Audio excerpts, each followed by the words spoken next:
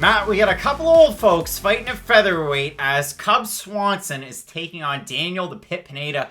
Matt, I'm really excited about this fight because Daniel Pineda in his UFC debut put on an absolute masterclass. I mean, sometimes you go on YouTube, you're looking for stuff to do. They can teach you how to make videos. They can teach you how to cook. If you watch Daniel Pineda's fight against Herbert Burns, you're going to learn how to maul a man. And in that fight, he looked absolutely amazing.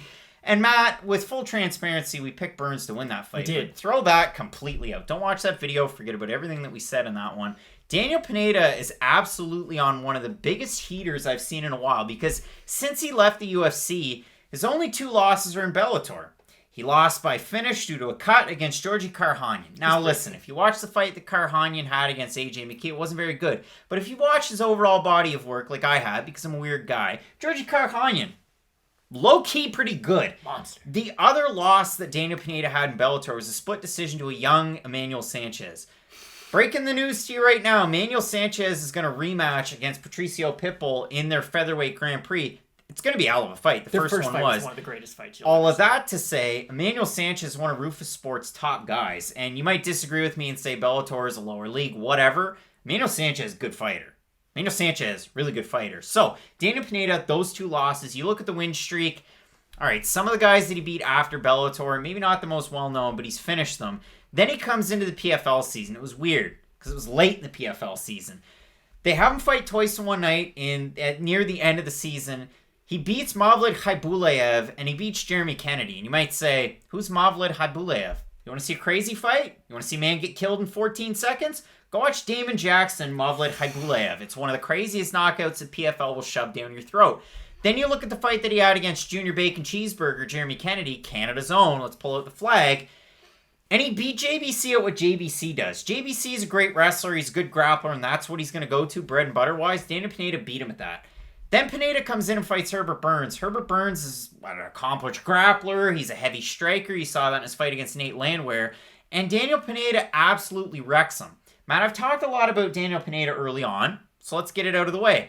With Cub Swanson, he's 1-4 in his last 5.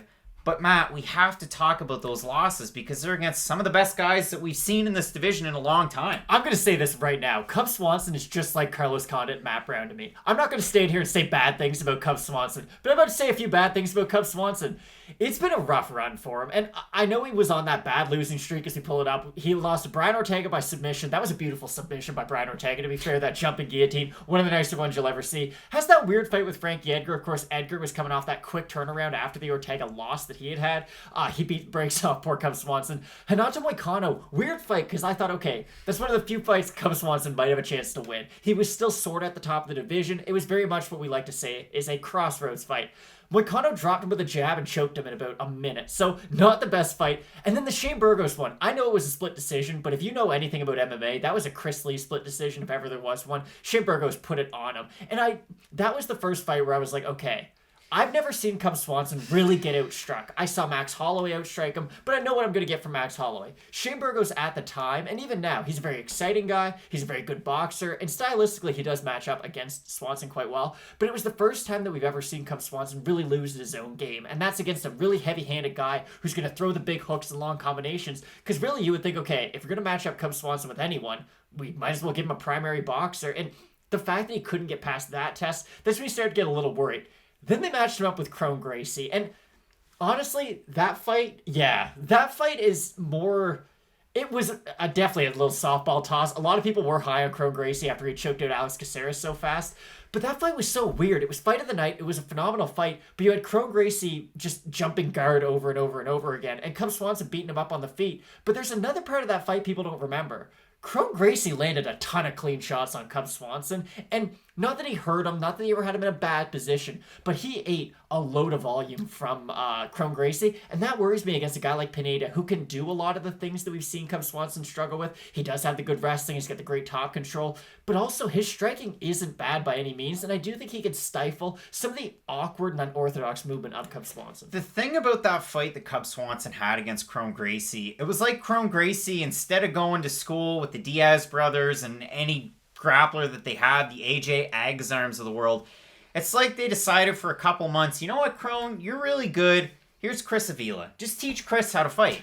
Chris had a hard time against Pretty Boy Taylor. Just take Chris for a bit. And listen, in the promo in the lead up to that fight, I saw a lot of Chris Avila. I really did. So a little troubling. Shade on Chris. I'm just kidding, Chris. I know you don't like us anyway. But in that fight, Chrome Gracie, kind of put it on him on the feet when he needed to. He had a weird stance because he's a grappler, so he stood really odd.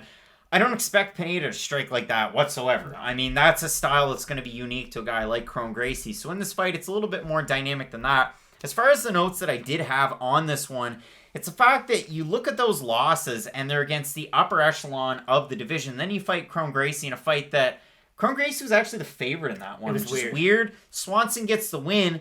So in this fight, the odds are weird. So Cub Swanson opened up. This fight actually opened up as a pick'em, -110 for each. Cub Swanson right now +124 average on best fight odds. Daniel Pineda -149. If you look at the Topology picks, they're just silly.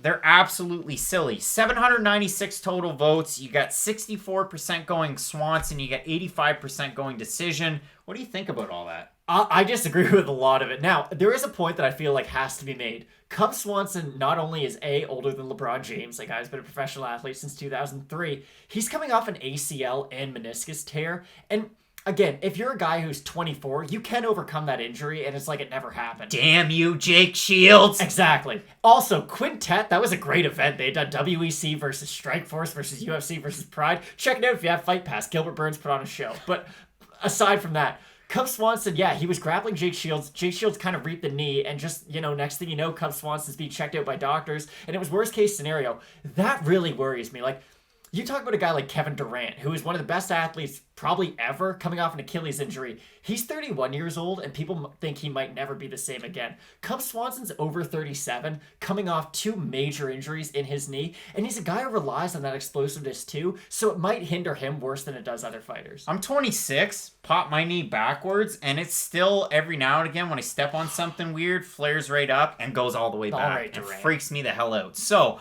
that is a weird injury, though. And just from experience I would even say it was major at the time, relatively minor because it didn't require surgery. But just going through something like that, I can sympathize with him because for him to have to go through the pain, the agony, the surgery, and the long time off, that straight up sucks. And the rehab process is terrible. So kudos to Cub Swanson for coming back in this one. For Daniel Pineda, now the favorite. The Topology voters are against him. And I can see it. I mean, this is a legacy fighter from the WEC days and an all-timer in Cub Swanson. I look at Daniel Pineda, though, in his last fight against Herbert Burns. So if this fight's going to be a striking match, Pineda landed 173 of 205 total strikes for an 84% average. His significant strikes, 57 of 75 for 76%. His grappling was on fire. His wrestling was on fire. His striking was on fire. And that goes back to 4-5 years ago. This guy's on an absolute heater. His first run in the UFC ended years ago, and it was a bit of a surprise to see him back, especially because, and again, I talked about the JBC win and the win over Haibulaev. They're no contest because he had elevated levels of testosterone. He was supposed to fight Lance Palmer in the finals of the PFL last year, but that fight fell out due to those issues, so insert Alex Gilpin for a third time. But Daniel Pineda, to me, has a lot more of the X factors at this point in his career, and it's weird to say that about a 45er at 35 years of age. I just like Daniel Pineda a lot more in this fight. I agree. There's not a position more unpleasant to watch than the crucifix in MMA. You saw it with Daniel Cormier, Volkan Oezdemir, famous example. The amount of just concern that you see for the bottom fighter is really unmatched. And what Daniel Pineda was able to do against Herbert Burns, who I know they're going to bring up the fact that Cub Swanson is a black belt in jiu-jitsu. He's a black belt in jiu-jitsu. There's levels to that game, and Herbert Burns is a very legitimate world-class black belt. Daniel Pineda was able to MMA grapple and just beat the brakes off him the second the fight went to the mat. He used his wrestling. He has a really good top pressure too. And that's something we do have to bring up. Top pressure is something that fighters won't really get credit for. It's like guys who set really good screens in basketball. Not really something that you get the credit for. It's not one of those like flashier stats.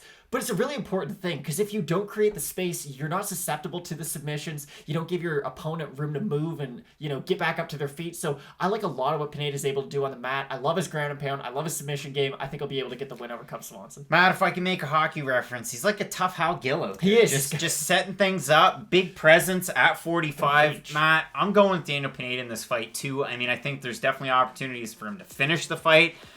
Kudos to Cub Swanson. I mean, hell of a comeback, but overall, yeah, both going with Daniel Pineda in this one. Overall, Matt, great card. When we talk about 45ers here, we had a great fight at 55 in the co-main event. Tony Ferguson taking on the former 45er, Charles Oliveira. And our main event, Deiveson Figueiredo taking on a really tough out in the assassin, baby, Brandon Moreno. So, Matt, you're going to want to keep it locked in with Fight Night Picks as the week progresses. And as we always say, let's get into it.